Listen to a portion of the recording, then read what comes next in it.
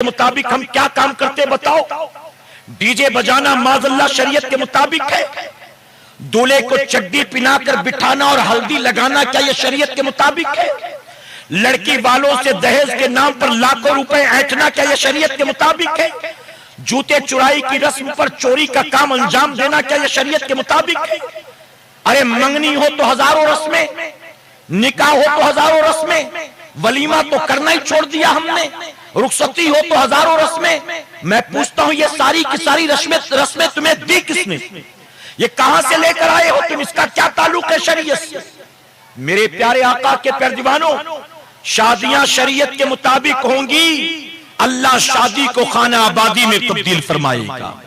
शादी खाना आबादी उस वक्त बनेगी जब शरीयत के मुताबिक होगी। आज बेटियां ब्याह कर जाती हैं और ससुराल में मेहंदी का रंग भी छूटता नहीं है और सास ससुर गालियां देना शुरू कर देते हैं। हमसे कई माएं आकर कहती कि हजरत हमारे साथ धोखा हो गया, हमारी बेटी के मेहंदी का रंग भी अभी फीका नहीं हुआ, शौहर ने मारना भी शुरू कर दिया, सास ने झिड़कना शुरू कर दिया।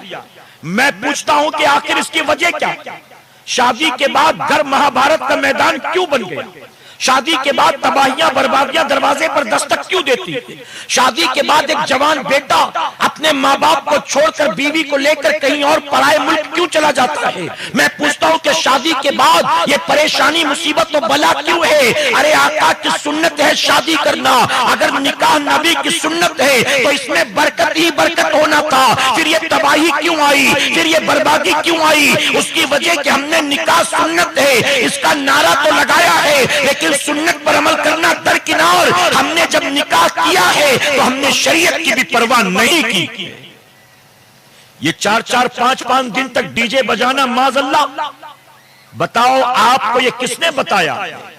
किसी घर में अगर कोई शख्स कोई कहता है, कोई नौजवान कहता है, कोई बाप कहता है मैं अपने घर में अपने बेटे की शादी में, या बेटा कहता है मैं अपनी शादी में डीजे नहीं बजाऊंगा, तो घर की औरतें कहती हैं कि घर में डीजे नहीं बजेगा तो लोग कहेंगे कि शादी का घर है कि मैयत का घर है।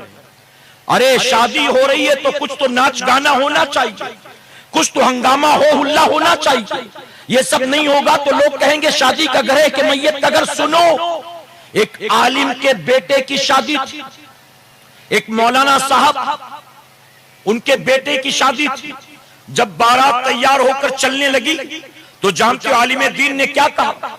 आलिम दीन ने कहा जब मेरा बेटा घोड़ी पर सवार हो जाएगा तो हम बारात की शक्ल में उसके साथ साथ चलेंगे और पूरे रास्ते हम अव्वल कलमा दुआम कलमा पढ़ते हुए चलेंगे, ला इलाहा इल्लल्लाह मुहम्मदुर रसूलुल्लाह अशहदु अल्ला इलाहा इल्लल्लाह व अशहदु अन्ना मुहम्मदन अब्दुहु व रसूलुहु। हम ये दो कलमे पढ़ते हुए बारात लेकर चलेंगे। जब दूल्हा बैठा घोड़ी पर और बारात चली कलमा पढ़ते हुए, औरतें घरों की छत पर आकर खड़ी हो गई। उन्हें लगा कोई जनाजा जा रहा होगा, कोई मैयत जा रही होगी। जब देखा कि नहीं नहीं जनाजा नजर नहीं आता, बल्कि दूल्हा घोड़ी पर सवार है और सात लोग कलमा पढ़ते हुए जाते हैं। हैरत हुई, आकर मौलाना से पूछा हमने तो कलमे के साथ जनाजे उठते देखे हैं, ये पहला दूल्हा है जो कलमे के साथ निकला है, आखिर बात क्या है? तो जानते हो आलिम दीन ने जवाब क्या दिया?